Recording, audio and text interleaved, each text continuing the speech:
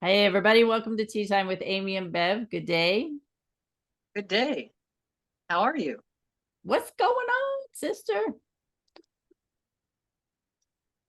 All kinds of fun stuff, right? Like it's always fun stuff. I know, it's true. It's funny. I was in a group yesterday, and we did some channel writing. And after the channel writing, I wasn't planning on reading anything. But then someone says, "Well, what about you, Bev?" I was like, "Okay, let's go through this." And one of the things that came through to me, it was like, show up, basically build it, and they will come, right?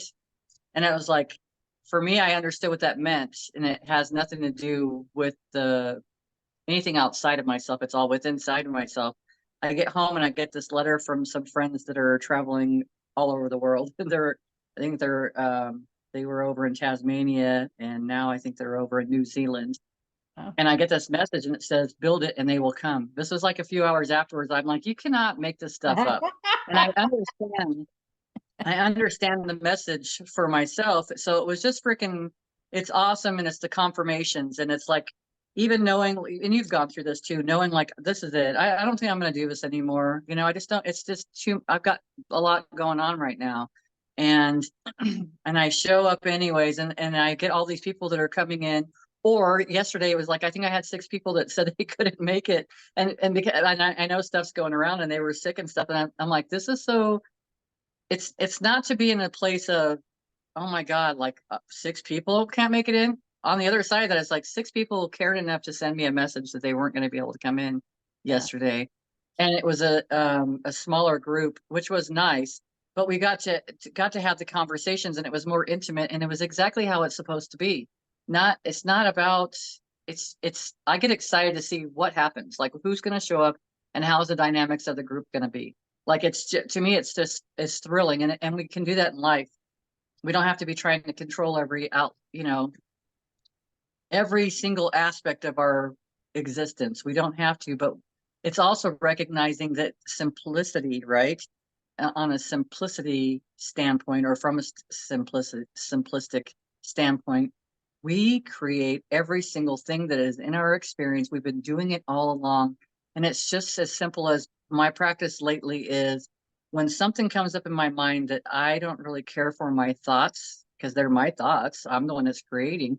I've allowed this creation to continue going and going and going. Now I'm aware of it, and I stop and I look at it for a second, and I'm like, wait a minute, what would I want to create from that space? That is not exactly what I would like to create. It doesn't exactly feel good. What's the opposite of that? So now I'm kind of going in a different direction and being aware of how I'm creating and what I'm creating. Simple. It's just simple stuff. And I say it's simple because it's just taking the time. If you would have told me this probably 5 years ago, I'd have been like, that's not simple to me, because my mind was so busy. But I keep reminding people, because you've reminded me too, take dictation for the mind. Like, that's where the channel writing comes from too. It's just, you're just taking dictation for whatever pops in your head.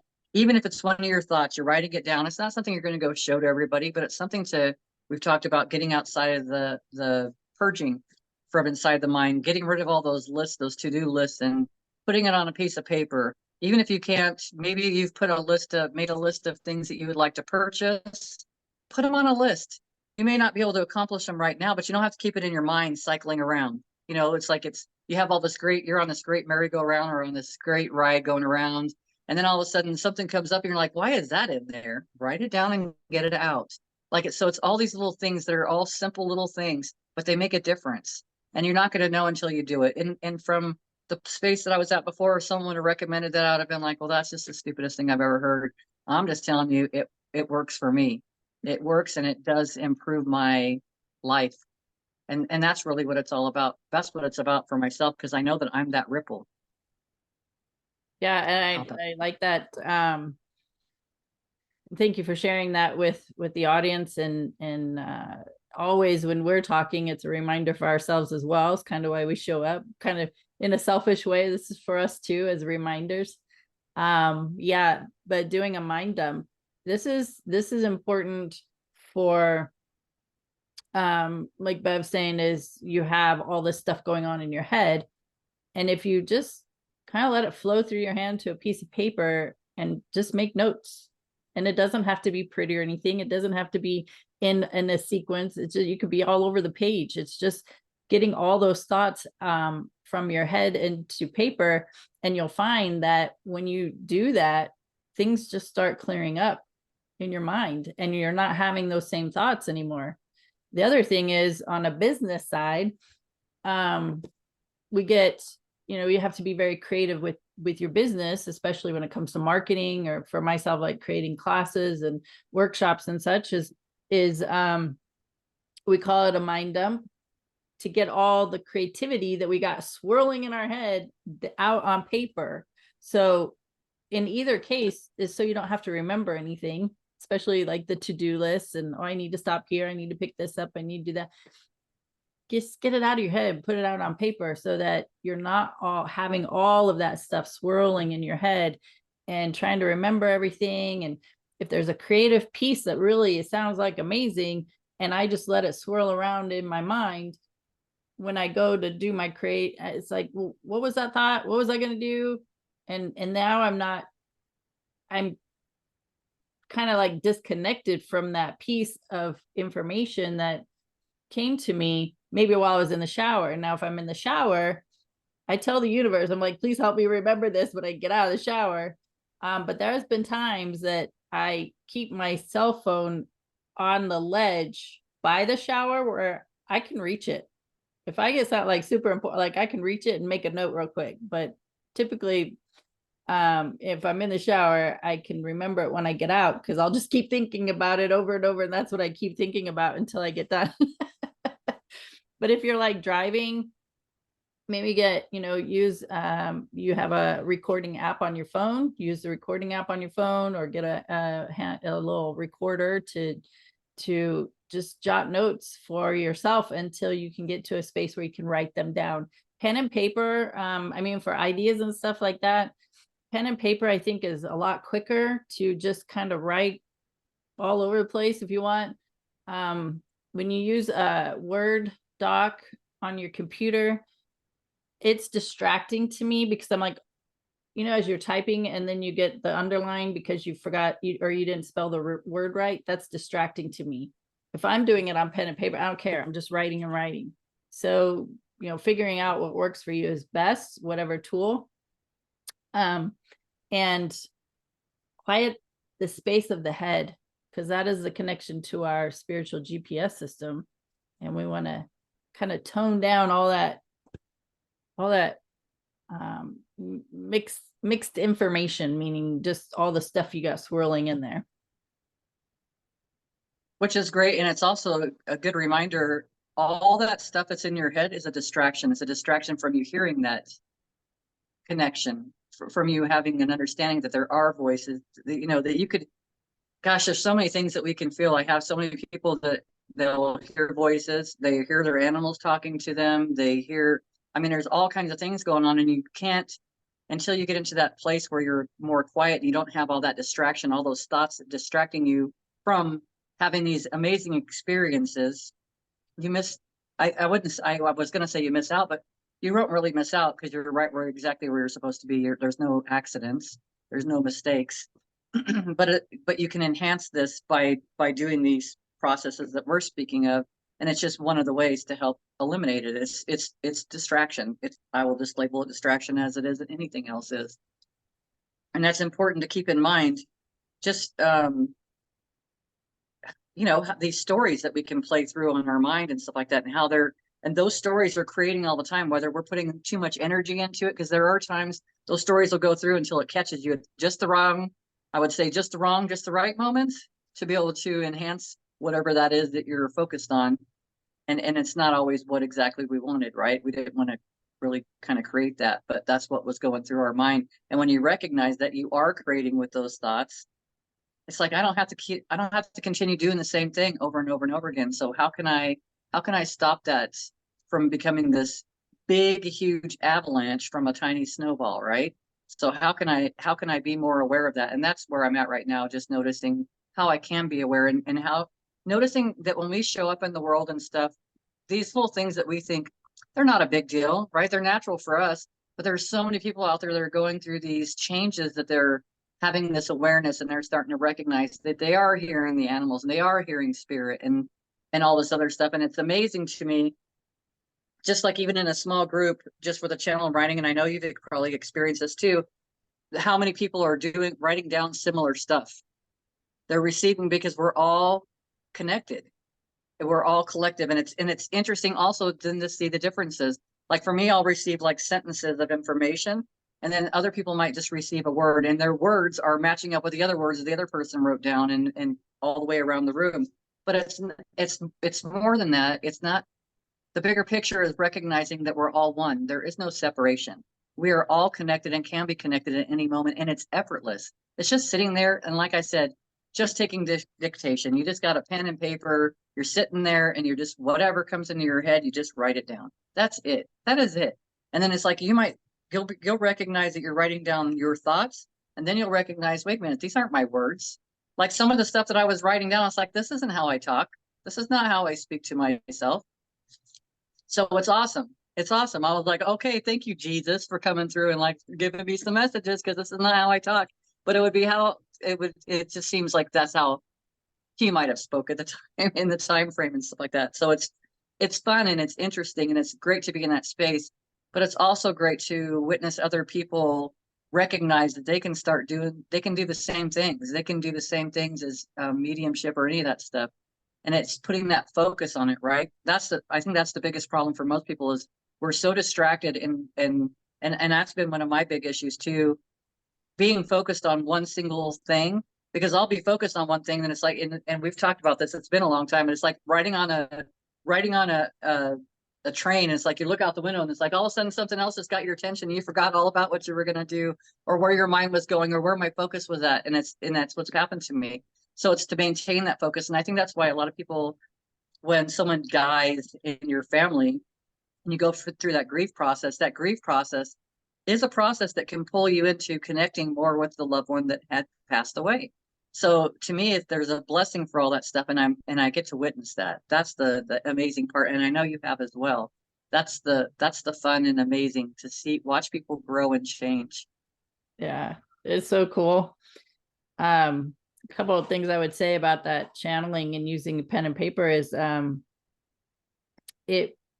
it's a really good way, just by taking the information that's swirling around in your head and putting it on paper. It's a really good way to identify your belief system. Oh yeah. Which is, I like Suzanne Giesemann, she calls it your BS system, which is belief system, but it's your bullshit stories too, right? So Suzanne Giesemann uses belief system. So I just want to clarify that. But those BS stories, because we create stories about stuff, and the whole what if avenue, what if, and it usually after the what if is all negative. So we're focused on all the negative stuff. So that really will help you identify a lot of what you are believing, or is your belief system, and what you're hanging on to, which, as we talk about so much, is that your belief systems, if you're still hanging on to them from your childhood, then they're really not your belief systems. They were belief systems that you got from the adults that were around you, and how you internalized things as a child, and then grew up with those beliefs, and now you're operating as an adult with those beliefs created by a child. So beliefs can be changed at any time. A belief is just something that you think about something, and then this we say, choose what resonates with you. So if something resonates with you, and you just keep reiterating that over and over and over, and then that becomes part of your belief system, and then you're operating from that space. So just know that your beliefs can change, and you can give yourself permission to let them change. So the other thing, as far as receiving answers from spirit or source or ascended masters, whatever, whoever you turn to, your spirit guides, that you could take a pen and paper, and at the top of the paper write down a question about something you might be struggling with, or you need guidance on, or you need want an answer to, or a topic. and just write it at the top of the paper, and then just start writing and just see what comes up.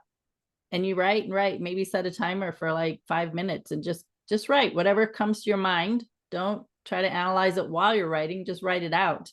And then when your timer goes off, then go back and read it and see how much of that information actually pertains to your question or topic. It also will open up yourself to even more information to come through. So when you go back and read it, other stuff might come through. So be sure, take your pen, paper, and write those things down as well that you're conscious of. The other things, the other stuff may be kind of an energetic flowing of information. And so you're really just letting it go through from spirit to mind to your hand onto paper. So you're really not focused on what you're writing, you're just writing. And when you go back and read it, then you'll see how it pertains to you, and other stuff will come in. So now you're at conscious level where you can write down those notes as well. I just wanted to make sure I clarified on what I was trying to say. Awesome. I'm like, sometimes when I'm talking, I'm like, did I really say that? So people can understand. Let me say it again and listen to myself. See what yeah, I hear you as far as that goes. I really do, because I do the same thing. I really do. And it's surrendering for all that stuff too. It's just surrendering. You're just surrendering, you're just surrendering, trying to control everything. You're just surrendering just to be in that space. Something else that's been really shown up for me this last, I would probably say for over a week. And I know you know the song, and I can't remember the girl's name right this moment. You probably do, but Fear You Don't Own Me. Oh yeah. That song. Yep. And that song, different verses from that song would come up numerous times. It's probably been like 2 weeks now. So it's like, I know that I'm working through stuff. So I just, as it comes forward, I acknowledge it, I see it, and I let it go, and then I turn it into a faith thing. It's not pushing fear away. There's not anything wrong with it. It's embracing fear, loving it, and it doesn't need to be in fear anymore, because now it can be in faith. It doesn't have to be in fear. It can be in love, right? Mm-hmm. So it's recognizing those processes too. So it's just there's a lot going on right now, and I know that this internal work is so valuable, because if I can put words to how I'm feeling, if I can recognize how I'm feeling and move beyond that, then I'm helping a shift happen. Shifts are always happening. We're always in the middle of a big shift. The biggest difference between now and other times is, I think, it's happening more rapidly. It's happening, and it's very, we talk about it a lot. Everybody talks about it. It's on here. People are talking about energy and talking about changes, and we're going to have more changes, because that's the way it's supposed to go. It's not supposed to stay the same. If it was summertime, think about that. If it was Arizona summertime, the middle of the summer, every single freaking day, that would be boring. That would suck. So we always have something to look forward to. We always know that there's going to be change. And the easiest one is, we've always talked about, you could still be crawling around the floor wearing diapers at the age of 54. I mean, if you don't want to have change, right? But so it's just really recognizing that it's not a big deal. A lot of the stuff that we put so much value into, it's just really slowing down and becoming more simple-minded, which used to be not a compliment.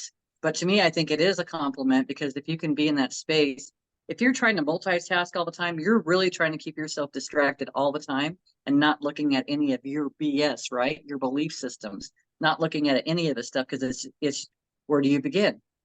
And it's just when with everything that we've been talking about today, it's just one little step at a time. It's not a big deal. It's not like everything's going to bombard you. It can, but you can control that. You can ask it to slow down and help me to process it, where I understand what I'm processing and letting go of this stuff. We're in control of that stuff all the time. It can go by. For me, I encourage it when I'm in a space and I'm receiving information and it's flowing through me like that, or it's bringing forward all these triggers. I'll be like, I'll work through the one. I'm like, okay, what's next? I'm not always like that. That's very seldom. But when I get in that space, because it's been recent, I'll get into that space and I'll be like, okay, I see where that came from. I see what's going on. What now? And then something else will come up and I'll ask for what's next, because I'm in the space right then to be able to work through this stuff and to look at it, and I don't have an attachment to it. I don't feel like a victim to it. I'm neutral to it. So I can see it and then let it go. I don't have to carry it, because like you said earlier, This is stuff that we've more than likely has started from childhood, that we've been carrying along this whole time. We're going to handle all of our problems the way we would have handled it from childhood. Think about that. Yeah. That's insane, right? Because we Crazy. didn't have the tools. That was back when when your mom could say, I don't care. And oh, that would be devastating. What do you mean you don't care? You know what I mean? So it's those kind of things. And we're not in that space anymore in that little body. Right. So I do want to say, because I absolutely love that song. It's Francesca Battistelli, and it's actually called the Breakup Song. And it's a The song that breakup song. it pertains to breaking up with fear. And I tell you, it's powerful. I love it. It is. I love that song, man. When I'm by myself, I belt that song out as loud as I can, because it's just that powerful and feels so good. Yeah, when you're talking about the multitasking and being that's creating distraction, there's a friend that she would say she'd be so proud of herself. She's like, oh yeah, I multitask and I can get more done in half a day than anybody can get done in a full day. And it really came around to, well, typically when that would come up, it was about cleaning her house or cleaning her space. And my first thought, because of my own programming, is who are you trying to impress? Who are you trying to prove yourself to? Who are you trying to live up to their expectations? And it was, I get all this done, and then I go do this. Like in anything that she said or talked about, there was no time for herself.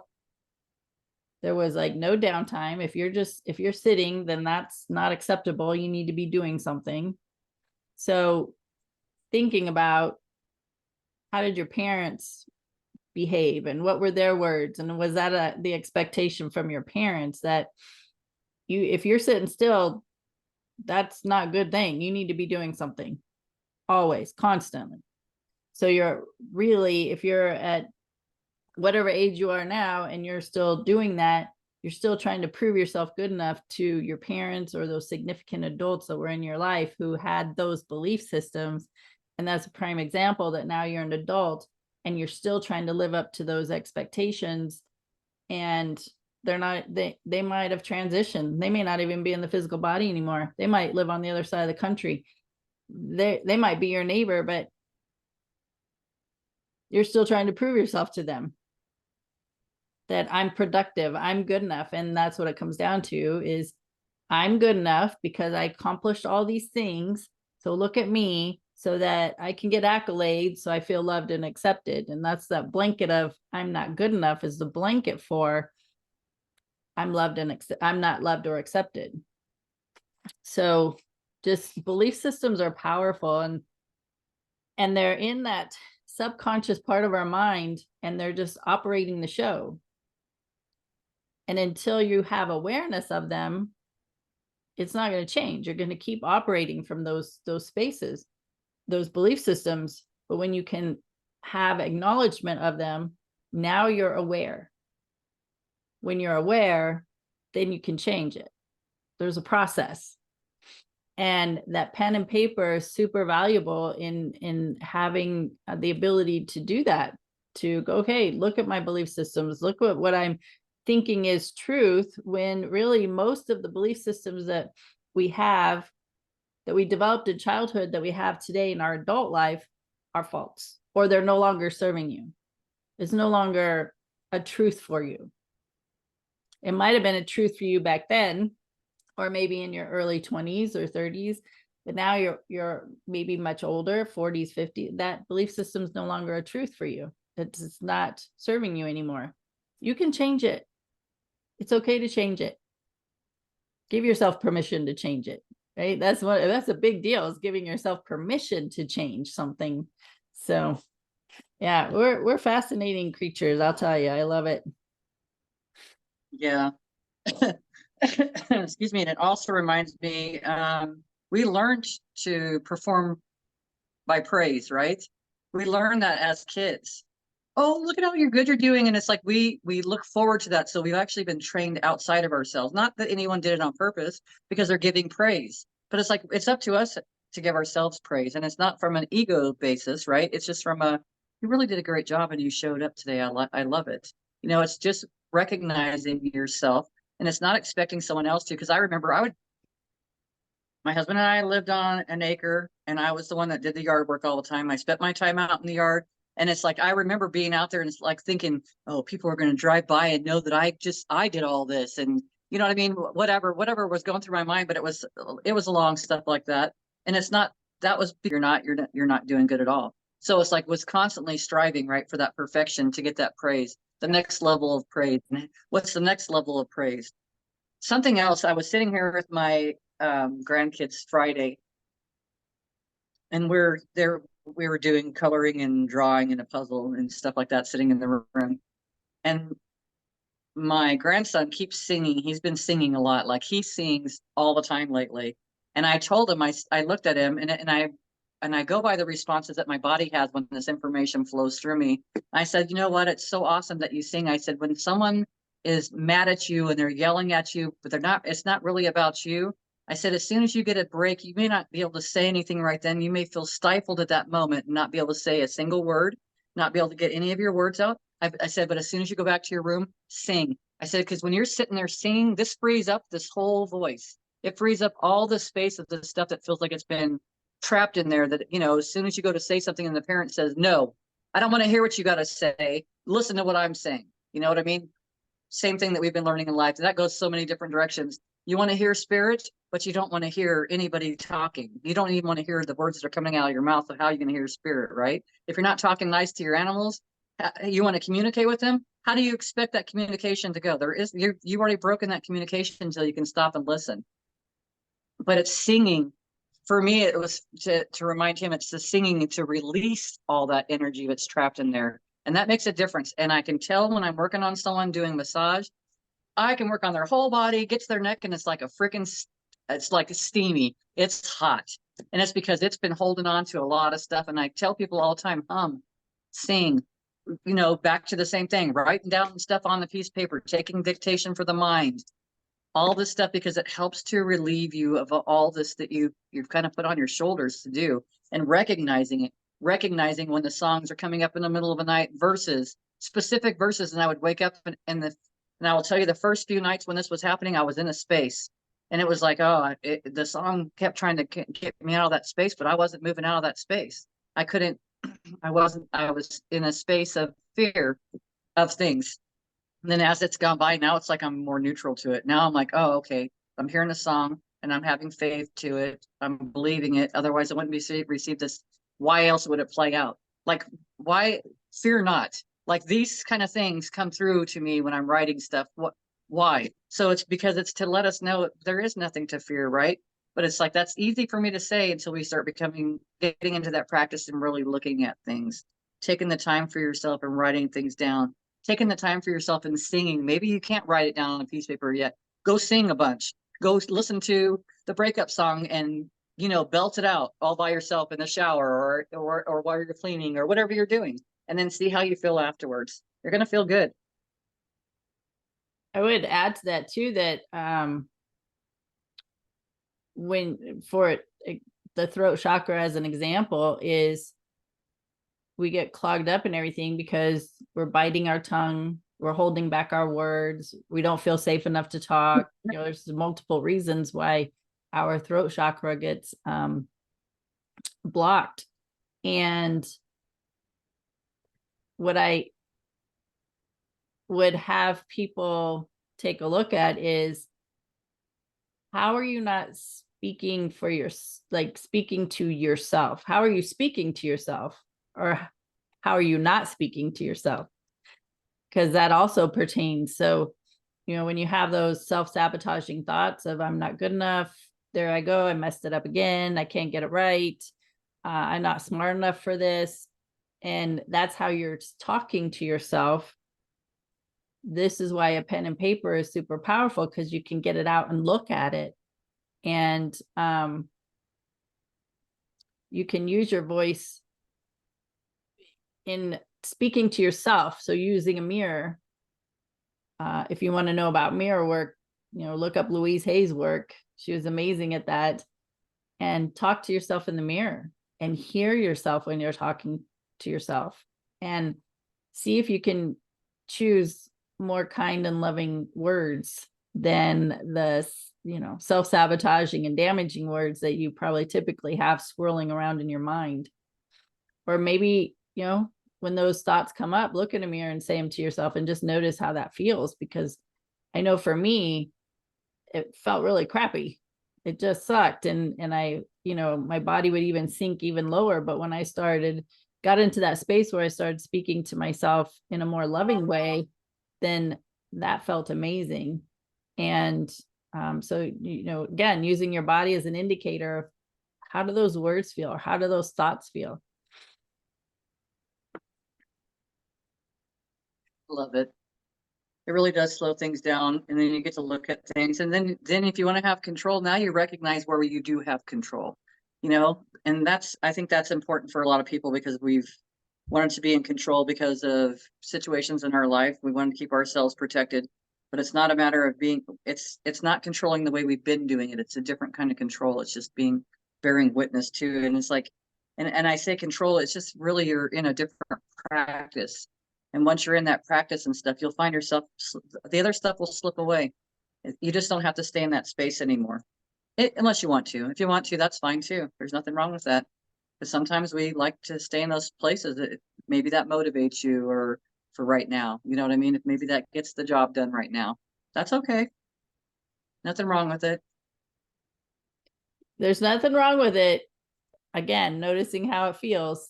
If it doesn't feel good to you, then it's time maybe to make a shift and get that pen and paper out and recognize what it is you're feeling. And then what's the opposite of that? How can I shift this? Well, just knowing what the opposite of that is. Whatever doesn't feel good to you, what's the opposite of that? How do you want to feel? And then start practicing that. So It's true. Go ahead. Go ahead. I was just going to say it's recognizing, if you're hung up on these things, it's recognizing you can contact Amy to make an appointment.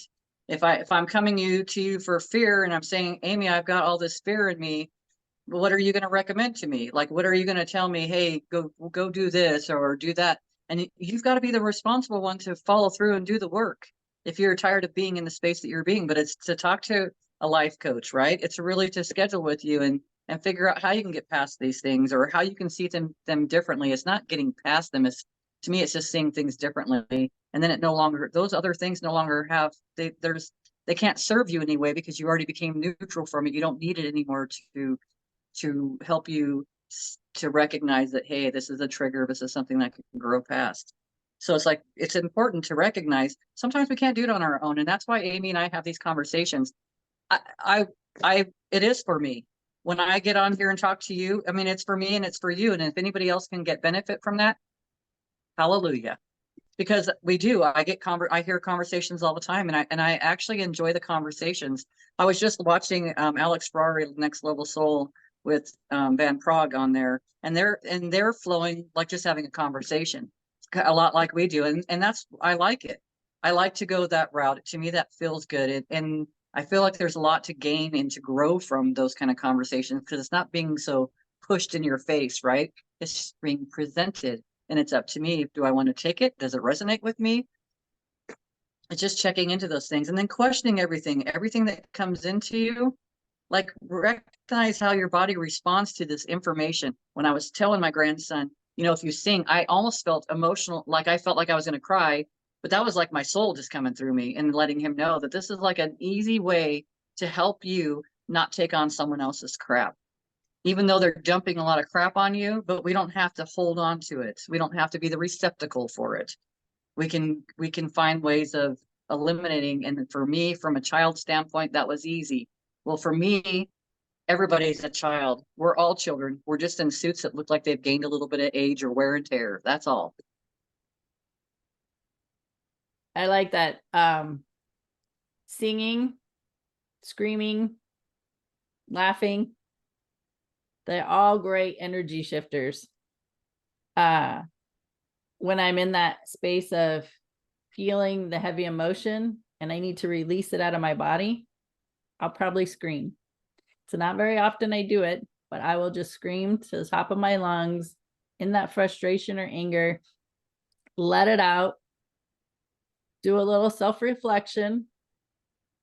And I typically bring in some laughter. I will laugh because I'm like, I'm showing up like that. And is it really that important? And is it so important that I'm getting upset about it or angry about it? And is this something I can change in me? Like, of course I can change it, right? It's up to me how I'm perceiving my life, how I'm viewing everybody's behaviors and how I'm internalizing them and then allowing them to upset me. And that's in my control. If I'm allowing somebody to upset me, that's in my control because I'm allowing it. So if I'm allowing it, the opposite of it is don't allow it. So allow myself to feel differently, allow myself to feel something different, allow myself to see what's going on around me differently. And so then I can laugh at myself. And it's okay with me. I'm in that space and I can do that. Some people have laughter out of discomfort. They're uncomfortable with whatever's going on. And so they'll laugh. And it's a nervous laugh. So to me, there's difference. So just being mindful is, again, it's just how you're showing up, and just being mindful is if there's anything within yourself that you want to change. But using that throat chakra, doing some clearing around that. A lot of people who, bronchitis, sore throats, tonsillitis, anything that has to do with the throat area. If you have problems with it, take a look. Where am I not speaking my truth? Where am I not standing up for myself? Where am I not not being heard? Holding back what I want to share, type of thing.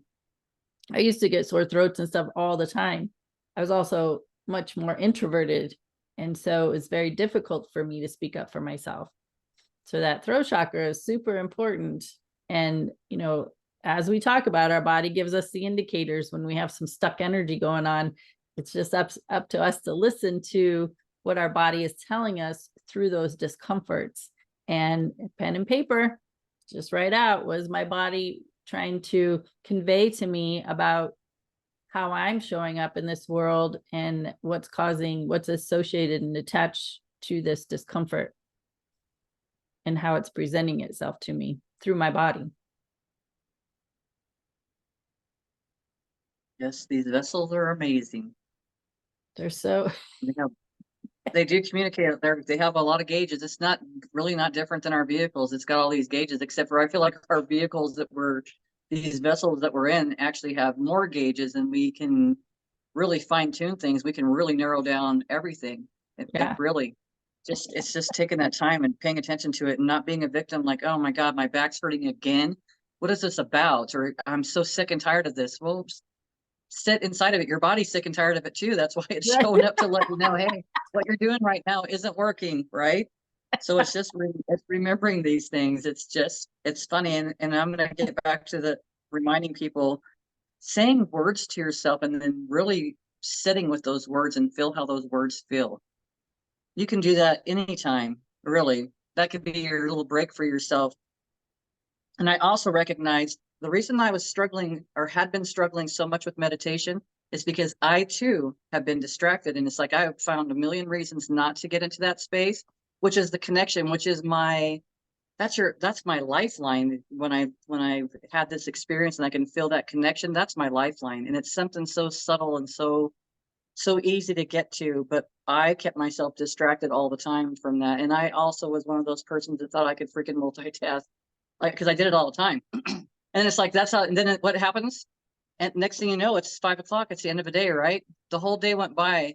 You were not present for it, but you multitasked your ass off for the whole day. And it's like, holy shit, it's 5 o'clock already. Well, let's go. That's great. Didn't have to deal with that crap. This day went by really fast. It's not my favorite job, but at least it got me through the job real fast, and I'm going to get paid. And, all these other things that we do, but we feel like that's the That's the path that we're supposed to be on. This is what's expected of us. This is living. You know, I was thinking about that saying, live, laugh, and love. Well, what about thrive, laugh, and love? You know, it's not just living, it's not just existing, it's thriving while we're here. So it's being aware of those words.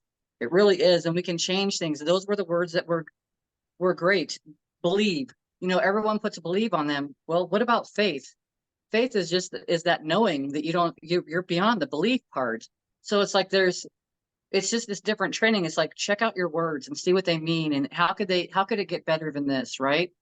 We talked about that last week too. How can it get better than this?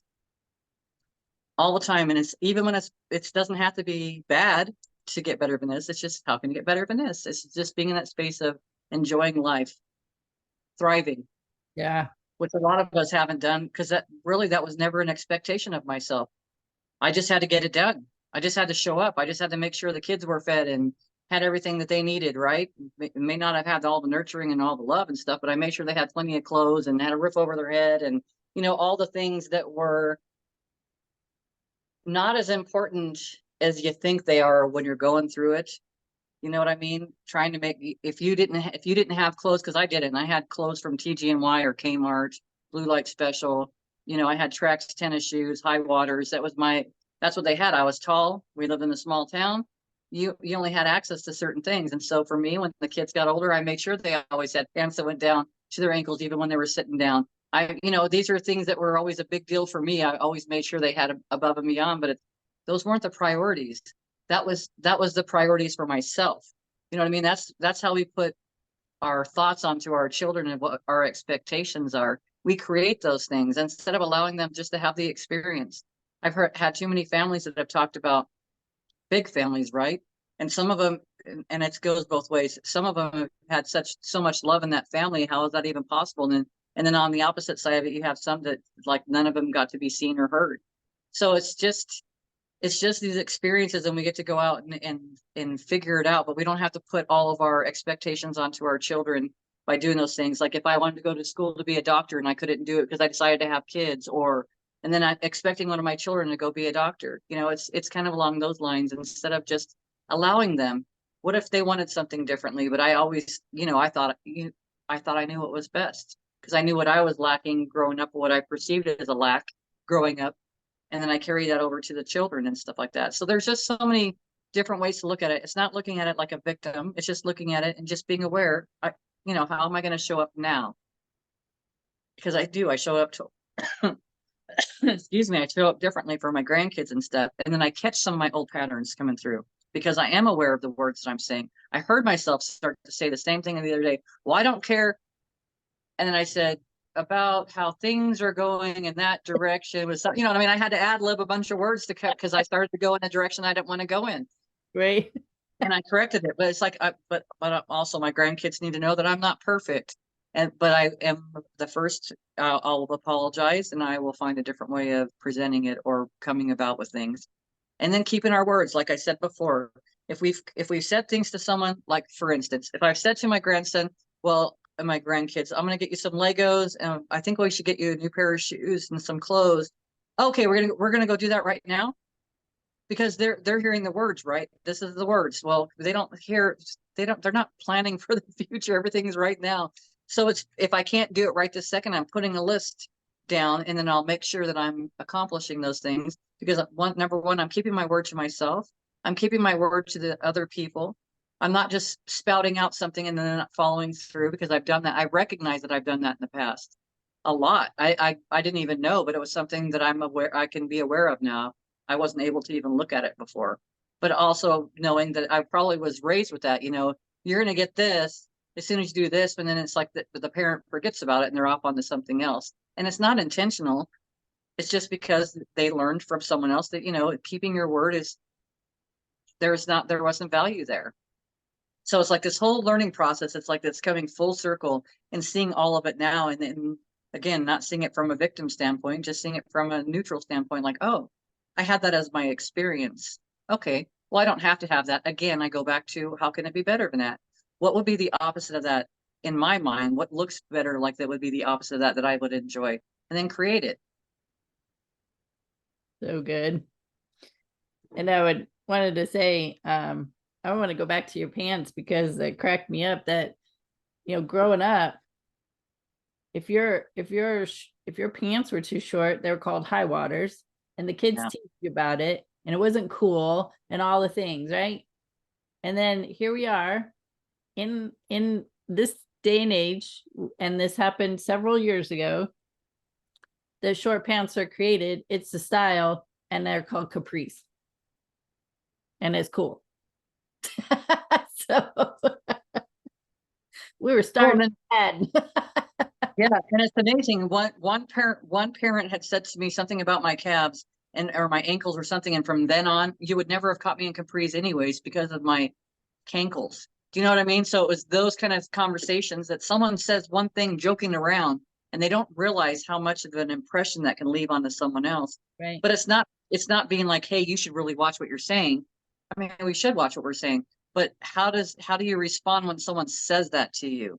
How do you recognize that you don't have to take this on as yours? Because at that moment, I took it on as mine. I took it on as part of my story immediately. Latched onto it. Someone else said it, so it must be true. Right. Well, Yeah. also because we were younger and the adults know better. The adults know everything, right? The adults are Yeah, smart. exactly.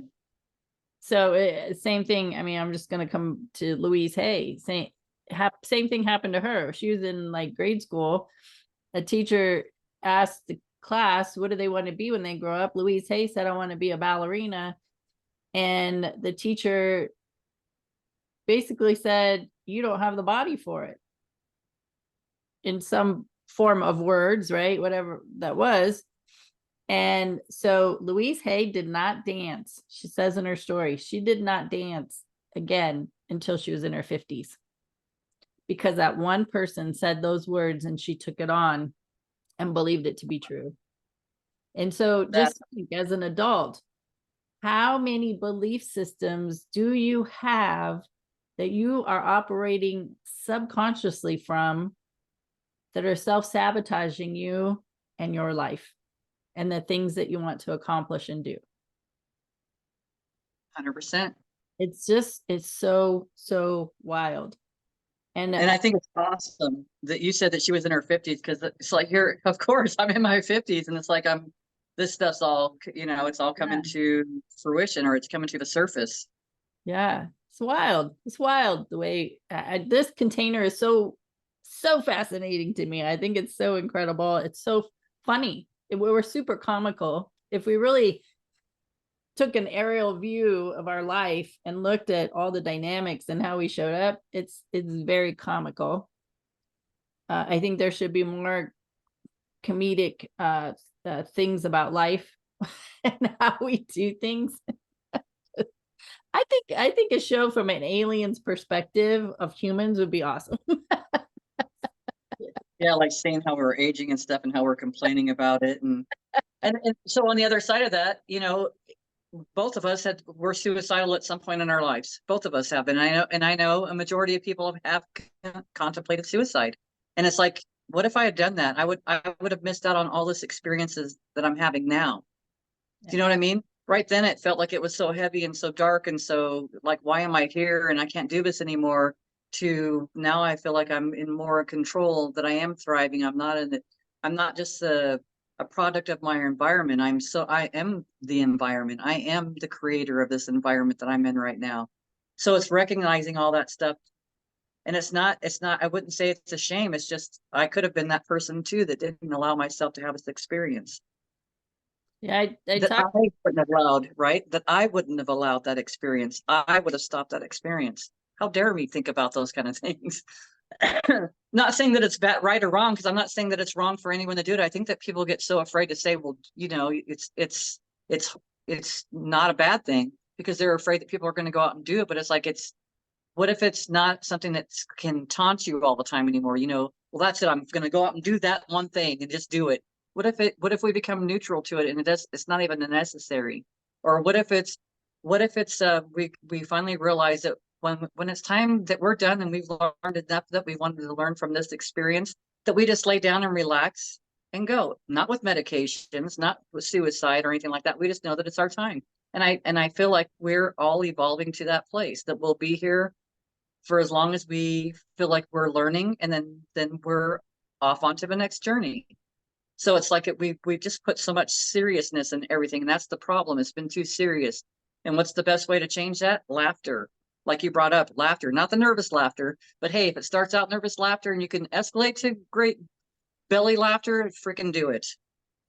Yeah, for sure.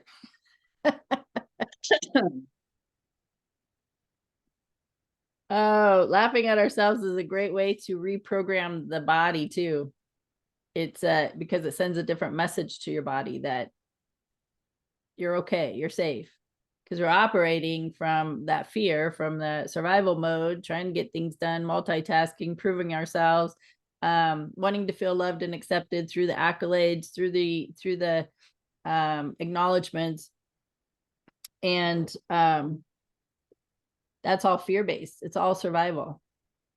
And when you can laugh, bring some laughter and humor into your body, even in those moments when you're having a moment, oh, I can't sit still because I'm going to get in trouble. Start laughing in that moment. Seriously, just start laughing in that moment, because now your body's like, wait, what? Are we okay right now? Is it okay to sit here? And you just sit there and laugh and think, maybe you start talking of, isn't that funny how I'm showing up, that it's not okay to sit here and do nothing and just laugh. And isn't it funny that I'm still living by my parents' belief systems of, you can't sit still, you need to be doing something, and laugh, right? And just start saying these things out loud, or with a pen and paper, write them out and laugh every time you write something, because it is that comical. I like it. It's just so, we're hysterically funny. Actually. It just reminds me too, like being kids or being at church or any of those kind of things, and all of a sudden something was so funny, and then laughing your ass off, like laughing and then knowing you're not supposed to be laughing. I have never laughed so hard in my whole life during those kind of times, because you can't contain it. It's like, the more you would think about it, and the next thing you know, your friends over laughing at the same thing, and you guys can't even control it anymore. And then of course someone tries to come along and stop it. Yeah. because they're grouchy, because they're not in the same vibrational frequency, right? Instead of just joining that laughter. So join in the laughter. How different would a Sunday service be if the pastor said something and then the congregation just laughed for like 5 minutes? Oh my God. It would probably raise freaking Kingman off the map, honestly. Honestly. Because that's how strong the energy is. And you've got like angels and higher beings that are, and I say higher, they're really not higher than us, but they're not in their low density vibration at all. They're in the high density vibration or high vibration during that time frame. And they uplift all that. It's like a million prayers that were just sent out with that laughter in that space. So beautiful. And there's more, the frequency, to me, the frequency raises during services when they're singing. Oh yeah. You can feel it. And then when the sermon is being presented, the energy goes down. And then when there's music and praising, it goes up. Like, I think that just now talking about that and recognizing that, I think that's what I could sense, only now articulating it out loud, that's why I stopped going. I went for a year, and I'm like, the only time I feel energized and up and joyful is when we're singing. The rest of it didn't feel good. I was like, I was slumped over, like, oh dang, made me feel like crap. And then we'd sing and praise, and I'd lift up and a smile on my face, and I just a whole different energy. So interesting. I'm glad I had that awareness. Thanks for being here. Yeah, no, it's super cool. It's super cool. And then when you're at that high space, then you think about that. Now you're connected to, in that exact moment, if that whole congregation was laughing, if they had a pencil and paper and took 5 minutes after that laughter, as soon as it kind of quieted down, write whatever's coming into your mind, because they are all so connected that they're channeling that information through them right that moment. That's the evolution. That's where I see the evolution of churches and stuff like that.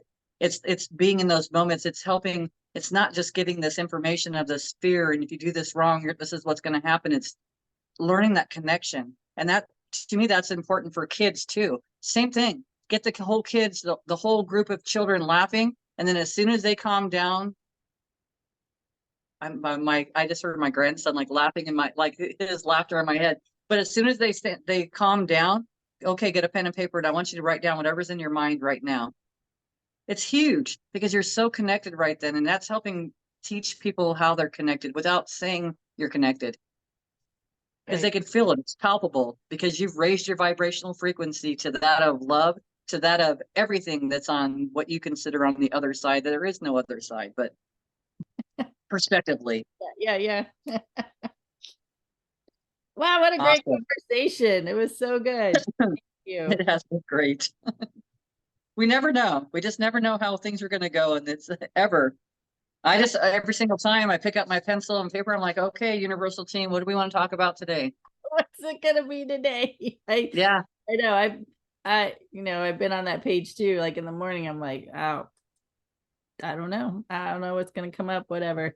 So I just as a side note, before we hop off here, I share with you that with you and, audience and students and stuff, that I find dimes like not all the time, but quite frequently. Well, I hadn't seen one in a while. And you notice that and you're just like, I haven't seen a dime in a while. So over this past week, there's a beautification project going on downtown, and they just poured our sidewalk in front of the business I'm working at. And yesterday we had an event, and I decided to walk down to one of the stores. Walked out of the office door, turned right, walked about, I don't know, 20 feet, found a dime.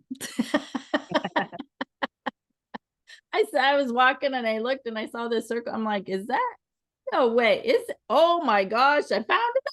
I was so excited.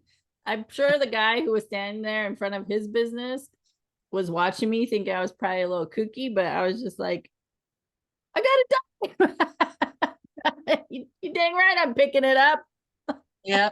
I found I was going to get some stuff into my truck and I was at work and I walked out and I looked right behind, underneath my back tire was a penny, heads up. I was like, I found a lucky penny. So then that was how my day goes. Something else I'll bring up to you too that we've been noticing around here. I have both my wisdom teeth on the bottom, and it's interesting because when something's about to happen, like I don't know if it's like a shift that like a specific shift that I'm going through. One of them will ache, like something's going on. One of them was before a sweat lodge. The night before I started, it was like it had me up all night long. And the next day it kind of bothered me and then it was gone completely. Once through the sweat lodge, all that stuff. Another time was like going through group. It was like one of the groups and I'm like, I don't even know what the hell we're going to do in this group or whatever. And it's like the same thing. And I go in there and I don't remember what transpired during that daytime, but it's happened to me several times. And it's so every time we say it, like, oh, I said, oh, my wisdom tooth skipped me. He's like, oh, okay, something's about to happen for you. So, and that's happened for you, right? It's not happened to you, but it's happened for me. And it's recognizing these things. Our bodies are telling us stuff all the time. And that's exciting, but we've got to listen. Hey, you know what? Tell your body, can we do this in a more joyful way, like chills or something? Yeah. And but it's enough to get my attention because right. Half the time we learn from our grieving process than we learn from the joyful process, right? I just cracking up. The old way. So it doesn't have to be that way, people. We can do it from the joyful process. Yeah. Well, similar, when you're tuned in into your intuitive abilities and empathic abilities, that you can feel when the earth has a shift, right? So earthquake, volcano, tsunami, hurricane, even, Mother Nature's hurricanes, tornado, all that, like you can feel that before it comes on. It might feel like some pressure in your head, a headache that just comes on. And then when the event happens, it goes away. And I had that experience, and I was sitting in on my couch one night and we're just hanging out watching TV, and I got super nauseated and got somewhat of a headache. And I thought, hold up, Now I had enough information and knowledge to, tune in and listen to this, because I was fine just a second ago, and now all of it like hit me, like I was super nauseated and I got a headache, and I was sitting there, I'm like, okay, what is this? What is this? And not 2 minutes, we felt that aftershock of a big earthquake from California. Nice. Once that went through, I was fine. So, yes, our body are indicators of different things happening, and it's a discernment. These things, like, we can talk about them and we can share our examples and stories, but it's a discernment. Discernment, to my knowledge at this point, cannot be taught, because we're each receiving the information. We're receiving the same information. It's how we internalize it and process it, and define what it means to us. And so yeah, so I think that's cool. Your wisdom teeth and all. Yeah, Super cool. it is cool. All right, friends, we gave you plenty. There's enough in here that you could watch this over and over and over again and implement some of the things that we shared. So we just show up. It's up to you to implement, to take the information, to do something with it. So we can't do that for you. Just saying. And be sure to share us with your friends and family, or coworkers, people that you feel might benefit from the information that we're sharing.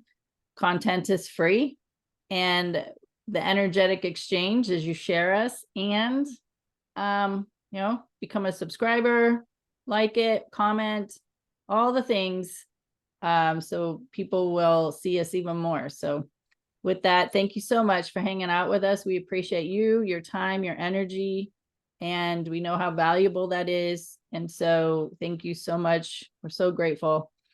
Any final words, sis? Thank you, and have a wonderful week. All right, we'll see you next time. Take care.